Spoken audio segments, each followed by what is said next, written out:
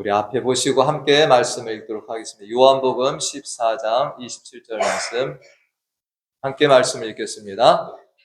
평안을 너희에게 끼치노니 곧 나의 평안을 너희에게 주노라. 내가 너희에게 주는 것은 세상이 주는 것과 같이 아니하니라. 너희는 마음에 근심하지도 말고 두려워하지도 말라. 한 번만 더 읽어볼까요? 시작. 평안을 너희에게 끼치노니 곧 나의 평안을 너희에게 주노라. 내가 너희에게 주는 것은 세상이 주는 것과 같이 아니하니라. 너희는 마음에 근심하지도 말고 두려워하지도 말라. 아멘. 할렐루야. 하나님 말씀입니다. 우리나라가 6.25 전쟁이 있었고 우리가 휴전 상태에 지금 있습니다. 근데 지금 북한에 있는 많은 사람들이 이제 한국으로 이렇게 소식도 듣고 이렇게 귀순한다라고 얘기를 하고 또는 탈북자라고 표현도 합니다. 이 우리나라가 전쟁이 끝난 다음에 지금까지 한국으로 탈북한 사람들 숫자가 얼마 정도 되겠습니까? 많겠죠? 그 합산을 이렇게 보니까 34,538명. 많지는 않죠. 34,538명이 이렇게 6.25 이후에 한국 땅으로 이렇게 넘어왔다. 그 중에 여러분들 좀 인상 깊은 또 이런 탈북자도 있는데 전투기를 몰고 기순한 북한 군인이었던 사람이 있습니다. 이웅평 대위라고 여러분들 예전에 좀 되게 뭐 이슈가 됐었죠, 그죠? 미그 19기. 그러니까 저 북한의 전투기를 몰고 이 남한 땅으로 넘어온 북한 군인이 있었습니다. 저 당시에 이제 이 탈북자들은 한국으로 넘어오면 본인들이 가져온 것에 따라서 보상금을 받는데요. 그래서 뭐 북한에서 총을 한 자루 가져왔다 하면 그 총에 대한 가치를 매겨주고, 근데 비행기를 끌고 내려왔으니까 이분은 많이 받았겠죠, 그죠? 그 당시에 15억을 받았대요, 한국에. 근데 그 당시 15억이었는데 지금 돈으로 한 사람은 그게 200억 정도가 된다. 200억 정도가. 그래서 이응평 대위가 이렇게 한국으로 자유를 찾아 넘어와서 결혼도 하고 가정도 꾸리고 그렇게 잘 살았는데, 이 이응평 대위가 잘 살다가 다음 사진에 보시면 저 이한영이라는 사람이 있어요. 이한영. 근데 저 이한영은 이 김일성 이 로얄 패밀리에 속하는 사람입니다. 근데 저 사람이 한국으로 넘어왔습니다. 저 사람도 한국에 잘 지내다가 어느 날 북한에서 내려보낸 공작원에 의해서 한국에 분당하시잖아요. 분당의 모 아파트에서 총에 맞아서 죽게 됩니다. 암살을 당해요. 그러니까 저 일이 있고 난 다음에 그 이용평 대위는 너무나도 불안한 거예요. 나도 언젠가는 북한에서 내려온 저 공작원들에 의해서 생명이 끊어질 수 있겠다. 그러니까 불안한 겁니다. 이용평 대위가 이런 불안감도 있고 북한에 두고 온 이렇게 가족들이 있잖아요. 엄마, 아버지, 형제들. 근데 자기는 남한 땅에 왔지만 북한에 있는 가족들은 전부 다 정말로 어려운 지경에 살고 있다라는 그 부담감 때문에 스트레스를 이분이 많이 받았다라고 합니다. 그래서 이분이 간경화라고 하는 질병이 찾아왔는데 이 간경화가 이렇게 깊어지다가 이분이 간 이식까지 받게 돼요. 한국에서 간 이식을 받았는데 이분이 간 이식을 받았으면 이제 약도 처방을 잘 받아야 될 거 아닙니까? 그런데 주사를 놓으면 불안한 거예요. 이 간호사가 와서 나에게 약을 투여해서 내가 죽는 거 아닌가. 그래갖고 이분이 이런 이런 어떤 처방들을 안 받고 그렇게 이분이 하시다가 간 이식 거부 반응이 와가지고 2개월 만에 사망을 했다. 참 안타깝더라고요. 그래서 이분이 한국에 온 지 18년. 나중에 보니까 아들 하나, 딸 하나도 있더라고요. 그리고 나이가 48세에 사망을 했다. 이렇게 제가 이제 보니까, 이제 찾아보니까 그렇더라고요. 참 이 사람들마다 살아가면서 걱정과 불안이 있잖아요. 그죠? 스트레스가 있습니다. 근데 이게 너무 심해지니까 저 튼튼한 군인이었던 저분도 저렇게 또 평화를 잃어버리고 이렇게 살다가 또 세상을 마감을 또 이렇게 한 부분이 있구나. 여러분들 어젯밤 평안하게 잘 주무셨습니까? 할렐루야. 그 어떤 것보다 하나님께 감사할 일입니다.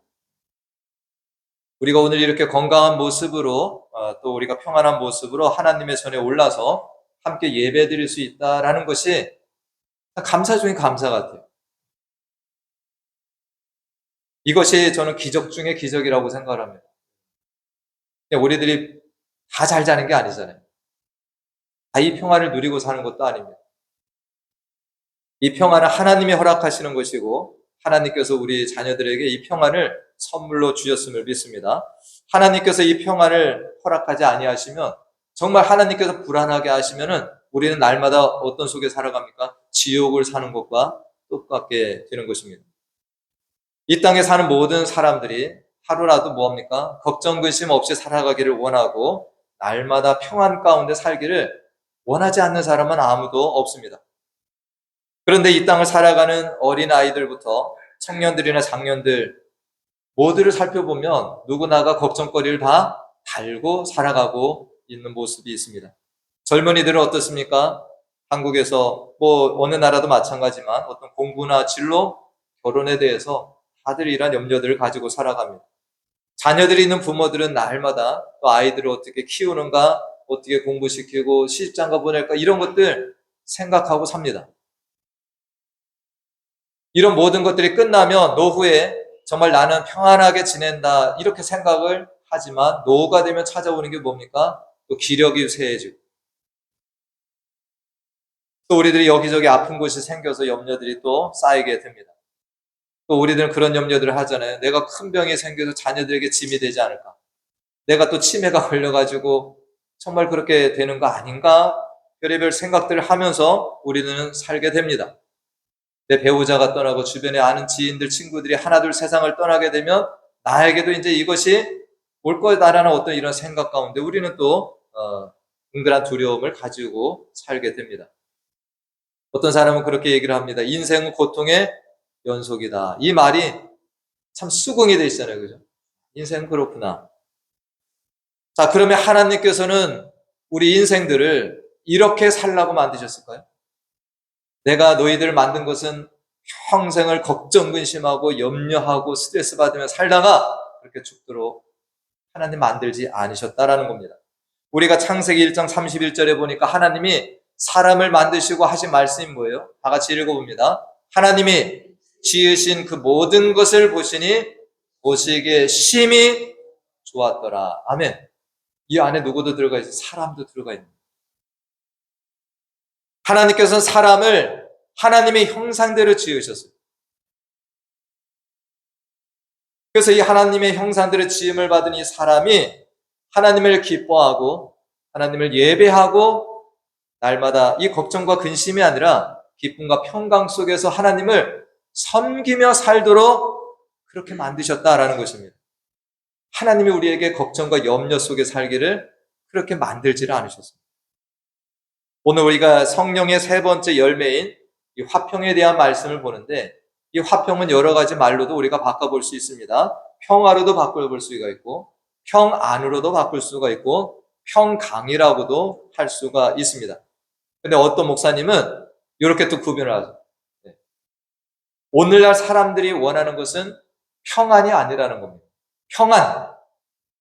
사람들은 편안을 추구한다. 편안. 편안이 뭡니까? 우리들이 잠자리도 편안하면 좋겠다.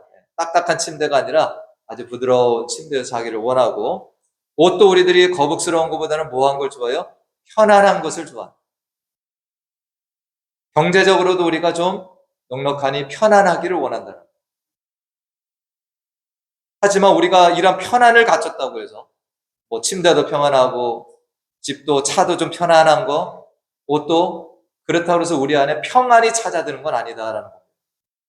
이해 가시죠? 편안과 평안은 다르다는 거. 우리가 삶은 편안해졌지만 우리가 옛날보다 얼마나 편안해졌습니까? 그러나 그렇다고 해서 우리 안에 평안이 다 찾아든 것은 아니다. 그렇기 때문에 우리들이 이 땅을 살아가면서 편안을 추구하기보다는 뭘 추구해야 됩니까? 평안을 추구하고 살아야 된다. 이렇게 말씀하시는 목사님이 있습니다. 여러분들 편안하십니까? 평안하십니까?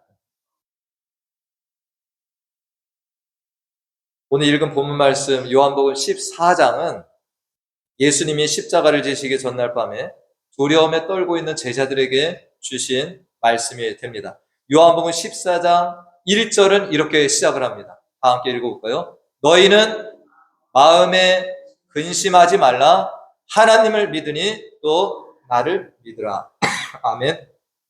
예수님이 어떻게 말씀을 시작하십니까? 너희는 마음에 근심하지 말라. 근심하지 말라.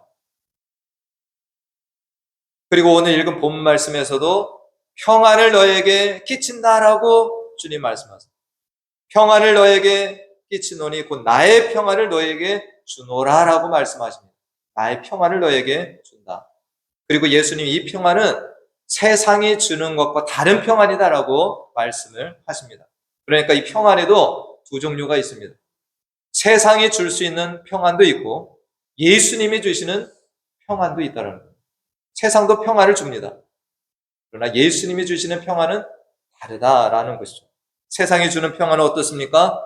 내가 원하는 어떤 상황과 조건들이 만족스러울 때 주어지는 평안이다라고 말할 수 있습니다. 내 몸이 건강하고 쓸만한 재물이 있고 또 자녀들이 내가 원하는 대로 건강하게 직장도 잘 얻고 그렇게 행복하게 살아갈 때 이 조건들이 갖추어졌을 때 얻는 평안, 이것은 세상이 주는 평안이라고 할 수 있습니다.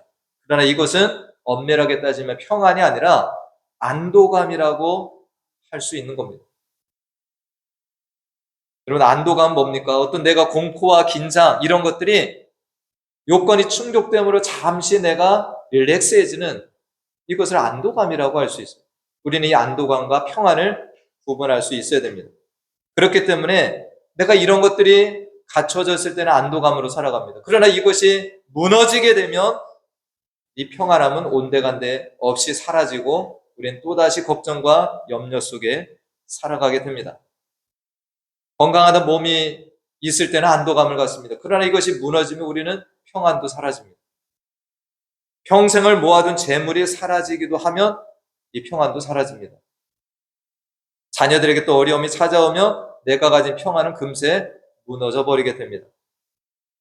이처럼 세상이 주는 평안은 어떤 이 상황이나 조건이 바뀌게 되면 안개와 같이 순간적으로 사라지게 되는 겁니다. 그러나 예수님이 주시는 평안은 어떻습니까? 이런 것들에 흔들리지 않는 평안이 된다는 겁니다. 오히려 세상의 조건이 더 안 좋아지는 상황, 건강이 더 안 좋아지고 형편이 더 어려워질 수 있고 내 주변의 모든 사람이 떠나게 되어도 얻게 되는 이 평안이 누가 주시는 겁니까? 주님이 주시는 평안이다라고 말씀을 하고 있습니다.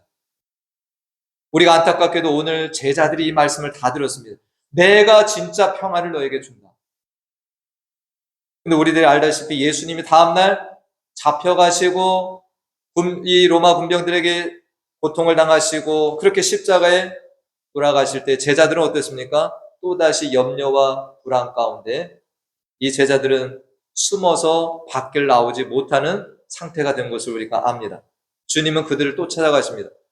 부활하신 주님께서 누구에게 갑니까? 숨어 지내는 두려움 가운데 있는 제자들을 찾아가셔서 또다시 말씀합니다. 내가 평안을 너에게 주노라. 우리가 예수님을 살펴보면 예수님은 다음날 본인이 그렇게 잡혀가고 모진 고문을 당하고 십자가에 죽을 걸 아시면서도 주님께서 이 평안을 놓치지 않으셨다라는 것입니다. 할렐루야. 주님께서는 이 평안을 뺏기지 아니하시고 오히려 제자들에게 두려워하는 제자들에게 이 평안을 준다라고 그렇게 일하고 계시는 것입니다. 예수님은 더 이상 제자들과 함께 있지 않더라도 제자들이 나의 이 평안을 그들이 가지고 이 땅을 살아가기를 바라시면서 이 평안을 그들에게 나눠주고 계시는 것입니다. 우리가 참으로 이 제자들에게 이 평안을 주노라고 말씀하셨는데 이 예수님께서 이 평안을 분명히 아시는 분이 됩니다. 이 평안에는 실체가 있는 것입니다. 할렐루야. 주님이 이 평안이 없다라고 하면 세상이 알지 못하는 이 평안이 없다라고 하면 주님이 준다라고 말씀을 안 하시겠죠. 이 평안이 있기 때문에 주님께서는 이것을 제자들에게 준다라고 말씀을 하고 있습니다. 우리가 성경을 보면은 이 하나님의 평안, 우리가 이것을 히브리어는 샬롬이라고 얘기를 하죠. 이 하나님의 평안을 누리고 살아간 인물들을 종종 발견할 수 있습니다. 예수님만 누린 게 아니에요. 이 땅을 살아간 우리와 성정이 같은 사람들조차도 이 평안을 누리면서 산 사람들이 있습니다. 그 중에서 가장 대표적인 사례를 꼽으라고 한다면 저는 감옥에 있었던 베드로를 저는 이렇게 언급하고 싶습니다. 예수님과 함께 3년을 함께 지냈죠. 그렇지만 그는 예수님과 있는 동안에도 이 두려움을 온전히 떨쳐버리지 못했습니다. 참된 평안을 누리고 살지 못했습니다. 그러나 예수님이 떠나가시고 오순절에 성령 강림 속에서 베드로는 다른 사람이 됩니다. 그는 담대한 자가 되었고 하나님의 평강의 지배를 받는 인물이 되었습니다. 우리가 사도행전 2장에 보면 계속해서 이제 유대 종교 지도자들을 피해서 도망 다니고 잡혀갈까봐 두려움에 떨던 이 베드로가 달라집니다. 많은 사람들이 모인 앞에 담대하게 나아가서 복음을 전합니다. 베드로가 전에는 안 그랬어요. 그러나 많은 사람들이 모인 자리에서 복음을 담대하게 증거를 합니다. 그러다 감옥에 갇히게 됩니다. 사도행전 12장 말씀에 보면 그 당시에 유대 헤로당이 이 교회에서 몇 사람을 잡아다가 죽이는 일을 계획합니다. 그래서 예수님의 제자인 야고보를 잡아다가 칼로 죽입니다. 그러니까 유대인들이 너무 기뻐하는 거예요. 유대인들. 예수님도 십자가에 못 박아 죽였는데 그 제자들까지도 한 명 한 명 잡아다가 죽이는 이것을 유대인들이 기뻐하니까 헤롯이 또다시 제자를 잡아다 죽이려고 합니다. 그때 잡혀간 것이 누구냐면 베드로입니다. 사도행전 12장 3절 말씀해 보니까 유대인들이 이 일을 기뻐하는 것을 보고 베드로도 잡으려 할새 때는 무교절이었더라. 그러니까 이 헤롯이 베드로까지 이제 잡아서 죽여서 유대인들의 환심을 사기 위한 이 일을 하는데요. 이미 앞서서 야고보는 어떻게 했습니까? 야고보는 목이 잘려서 순교를 당했습니다. 사도행전 12장 6절 말씀에 보니까 헤롯이 잡아내려고 하는 그 전날 밤에 베드로가 두 군인 틈에서 두 쇠사슬에 매어 누워 잤다. 할렐루야. 지금 여기 말씀이 어때요? 잡아내려고 하는 그 전날 밤이라는 거예요. 다음 날이 되면 베드로가 뭐합니까? 이제 야고보처럼 순교하는 겁니다. 목이 잘려서 세상을 떠날 수밖에 없는. 근데 그 베드로가 지금 하고 있는 일이 뭐예요? 두 군인 틈에서 쇠사슬에 매어 누워 잤다라는 겁니다. 여러분들 다음날 이렇게 내가 죽을 줄 알면서 잠이 오시겠습니까? 베드로가 얼마나 깊이 잠이 들었는지 7절 말씀해 보니까 호련히 주의 사자가 나타나며 옥중에 광채가 빛났다. 옥에 이 광채가 빛나는데도 베드로는 여전히 잠든 상태에 있습니다. 그래서 이 주의 사자가 어떻게 합니까? 베드로의 옆구리를 쳐서 깨웠을 때 일어났다. 여러분들 이것을 잠이 깊이 들었다라고도 할 수 있지만 베드로가 지금 뭘 누리고 있는 겁니까? 평안을 누리고 있는 겁니다. 잡히시기 전날 밤에 주님이 가졌던 그 평안을 베드로도 지금 누리고 있는 겁니다. 할렐루야.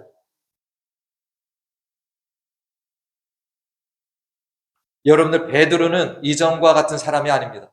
전에는 두렵고 떨림 가운데 살았고 내가 언제 잡혀갈까, 내가 언제 죽을까라는 그 마음으로 살았지만 이제 오순절 성령 강림 이후에 베드로는 다른 사람이 되었습니다. 주님의 평안을 가지고서 누리면서 살아가는 사람이 된 것입니다. 예수님을 믿고 따른다는 것, 이 예수님이 주시는 평안은 주님이 실체가 없는 것이 아니라 이 평안은 실체가 분명히 있는 것입니다. 주님께 붙어있는 사람들이 놀라운 평안을 누리며 살게 됩니다. 할렐루야. 저도 기도합니다. 오늘 이 말씀을 준비하면서 여러분들 우리도 이 평안을 누려보고 이 땅에 살아가야 되지 않겠습니까? 주님께 붙어서 살면서 정말 이 하나님 믿고 살아간 사람들, 예수님의 제자들이 누렸던 이 평안을 우리도 분명히 누릴 수가 있는 건데 우리가 여전히 이 땅에서 걱정과 염려 가운데 살아가는 것은 주님의 뜻이 아니다라는 것입니다. 제가 서두에 하나님의 말씀이라고 말씀드렸습니다. 사람의 말이 아니죠. 우리가 오늘 이 말씀들을 마음에 새기고 사시길 바랍니다. 요한복음 14장 1절 말씀 다시 한번 읽어봅니다. 시작. 너희는 마음에 근심하지 말라. 하나님을 믿으니 또 나를 믿으라. 아멘. 네, 요한복음 14장 오늘 읽은 본문 말씀도 또 봅니다. 평안을 너희에게 끼치노니 곧 나의 평안을 너희에게 주노라. 아멘. 주님이 제자들만 주신 게 아니라 오늘날에도 우리들에게 이 평안을 주신 겁니다. 우리가 빌립보서 4장 6절 7절 말씀, 이 바울도 그렇게 빌립보 교회 편지를 하죠. 다시 한번 봅니다. 다 같이 읽어봅니다. 아무것도 염려하지 말고 다만 모든 일에 기도와 간구로 너희 구할 것을 감사함으로 하나님께 아뢰라. 다음 말씀. 그리하면 모든 지각에 뛰어난 하나님의 평강이 그리스도 예수 안에서 너희 마음과 생각을 지키시리라. 아멘. 골로새 3장 15절 말씀을 또 봅니다. 뭐가 우리를 주장하게 하라고요? 그리스도의 평강이 너희 마음을 주장하게 하라. 할렐루야. 이것도 싸움입니다. 마귀는 우리에게 걱정과 염려의 씨앗을 계속 뿌려댑니다. 걱정하게 합니다. 염려하게 합니다. 불안하게 합니다. 성경 말씀 뭐예요? 그리스도의 평강이 너희 마음을 주장하게 하라. 다음 말씀에 보면 너희는 평강을 위하여 한 몸으로 부르심을 받았다. 우리는 다투고 분열하는 이것을 위해서 부르심을 받은 게 아니라 주님의 몸에 우리는 평강을 위해서 한 몸으로 부르심을 받았다는 거예요. 그렇기 때문에 우리는 주님에 붙어 있을 때 평화를 위해서 힘쓰는 자들이 되어야 된다라는 말씀이죠. 세상은 절대 이러한 하나님의 평강을 우리에게 제공할 수 없습니다. 내 힘과 내 노력으로도 이런 평화는 절대 이룰 수 있는 것이 아닙니다. 이 평화와 화평은 성령의 열매이기 때문입니다. 할렐루야. 우리가 이룰 수 있는 게 아니에요. 성령께서 주시는 열매가 됩니다. 우리들이 그렇기 때문에 세상은 계속해서 우리에게 걱정과 근심과 염려와 불안이 밀려오게 합니다. 숨을 턱턱 막히게 합니다. 그렇기 때문에 우리 안에 걱정과 근심과 어떤 불안과 초조가 가득 찰 때마다 우리는 이렇게 하나님께 기도할 수 있기를 원합니다. 한번 따라해 보실까요? 하나님, 내 마음을 다스려 주옵소서. 성령으로 충만케 하여 주시옵소서. 세상이 줄 수 없는 하나님의 평강으로 나를 채워주시고 나를 통해서 우리 가정과 교회가 화목하게 하여 주시옵소서. 내 마음의 운전대를 성령 하나님께 온전히 맡겨드립니다. 아멘. 내가 운전하면 힘듭니다. 그러나 이 마음을 성령께서 주장하시고 인도해달라고 우리가 기도하시고 그 하나님의 능력을 우리가 믿고 나아갈 때 우리가 이 평안을 얻게 됩니다. 예수님이 이렇게도 말씀하셨습니다. 마태복음 6장 27절에 잘하시는 말씀이잖아요. 너희 중에 누가 염려함으로 그 키를 한 자라도 더할 수 있겠느냐. 아멘. 여러분들 염려 걱정 많이 하셔가지고 내 키를 더 잘하게 할 수 있다고 그러면 하시라는 거예요. 그러나 그것은 우리가 하는 일이 아닌 것입니다. 주님이 그걸 말씀하십니다. 니들이 염려한다고 그게 해결이 되냐. 주님께서는 이어서 이렇게 말씀하십니다. 오늘 있다가 내일 아궁이에 던져지는 들풀도 하나님이 이렇게 입히시거든 하물며 너희일까 보냐. 믿음이 작은 자. 우리들이 걱정하고 염려하는 것은 믿음이 작은 겁니다. 내가 믿는 주님에 대해서 불안해하는 거예요. 내가 그래서 뭘 하려고 하는 거예요. 다음 말씀에 그러므로 염려하여 이르기를 무엇을 먹을까, 무엇을 마실까, 무엇을 입을까 하지 말라. 아멘. 주님이 하지 말라는 거 우리가 안 하면 됩니다. 근데 우리는 하지 말라는 것을 땡겨다가 뭘 먹을까, 입을까, 어떻게 살까 걱정을 합니다. 마태복음 6장 34절 말씀, 우리가 잘 아시는 말씀입니다. 그러므로 내일 일을 위하여 염려하지 말라. 내일 일은 내일이 염려할 것이요 한날의 괴로움은 그날로 족한다. 아멘. 우리가 땡겨서 염려하지 말라는. 내일은 내일에 있어요. 내일에 주님이 계획하신 일이 있습니다. 오늘 염려를 주님께 맡기고 기도하시고 하나님이 도와주실 거다. 하나님이 나의 주관자가 되십니다. 우리 모두가 또 우리 가정과 교회가 이런 하나님의 평강을 알고 이것을 누리며 사시기를, 그래서 우리들이 이 평강을 알지 못하는 우리 주변과 많은 이들에게 전파자들로 우리는 살아가야 됩니다. 그래서 우리는 피스 메이커가 돼야 됩니다. 할렐루야. 어디 가든지 나를 통해서 평화가 그곳에 이루어지고 세상이 알 수 없는 그 평화를 내가 전달해주고 살아가는 이 역할이 우리에게 주어진 하나님의 사명이 됩니다. 그리고 이 실체를 한번 만져보시고 이 평화를 누려보시고 그렇게 주님 앞에 가십시오. 땅을 떠날 때까지 늘 불안해하고 염려하고 맨날 걱정하고 근심하고 이 맛도 못 보고 떠나지 마시고 하나님의 종들이, 자녀들이 누렸던 이 평안을 맛보시고 전달하시고 그렇게 함께 가시기를 간절히 축원드립니다. 기도하겠습니다. 하나님 감사합니다. 평화이시고 평화의 왕이신 예수님을 알지 못하였다면 우리는 세상이 주는 평화에 목말라 하며 유한하고 거짓된 이 평안을 얻기 위해서 헛된 경주를 하며 살았을 것입니다. 그러나 예수님께서 이 땅에 오셔서 화목제물이 되어주시고 하나님과 우리 사이에 평화를 이루시고 또한 우리들도 이러한 주님의 평안 속에서 하나가 되게 해주셨음에 감사를 드립니다.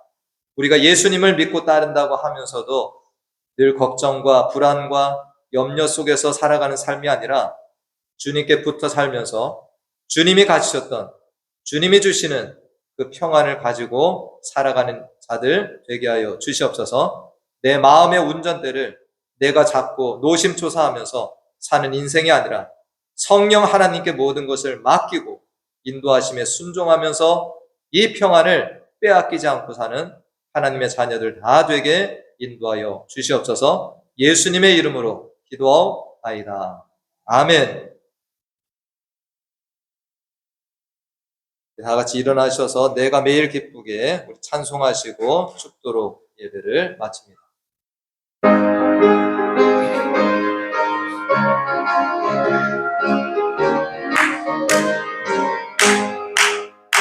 내가 매일 기쁘게 순례의 길 행하며 주의 팔이 나를 안보하리요. 내가 주의 큰 복을 받는 참된 비결은 주의 영이 함께함이라면 성령이 계시네 할렐루야 함께하시네 좁은 길을 걸으며 만나 기뻐하는 것 주의 영이 함께함이라 전에 죄에 빠져서 평안함이 없을 때 예수 십자가의 공로 힘입어 그 발 아래 엎드려 참된 평화 얻으며 주의 영이 함께함이라네 성령이 계시네 할렐루야 함께하시네 좁은 길을 걸으며 밤낮 기뻐하는 것 주의 영이 함께함이라네 나와 동행하시고 모든 염려하시니 나는 숲의 새와 같이 기쁘다 내가 기쁜 마음으로 주의 뜻을 행하며 주의 영이 함께함이라네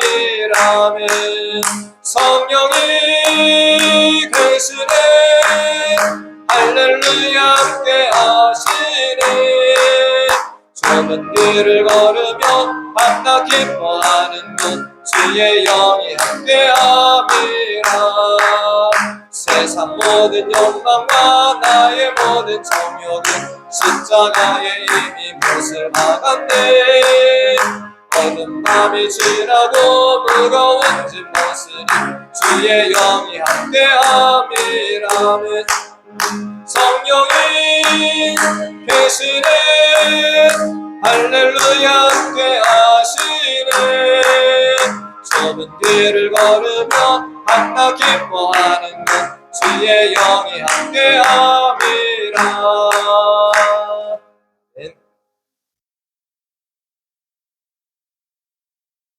지금은 우리 주 예수 그리스도의 은혜와 하나님 아버지의 무한하신 사랑과 성령의 충만 내주 교통 인도하심이 세상이 주는 거짓된 평안을 쫓아 살지 않고 예수님이 말씀하신 참된 평안이 있음을 알고 성령의 충만 속에서 이 평안을 가지고 살아 성령의 열매를 맺으며 또한 이 평안을 세상에 증거하며 피스메이커로 주님을 따르며 살기를 작정하고 나아가는 사랑하는 자녀들의 머리 위와 그 가정과 기업과 자녀들과 또 우리 교회 가운데 영원토록 함께 하시기를 간절히 축원하옵나이다.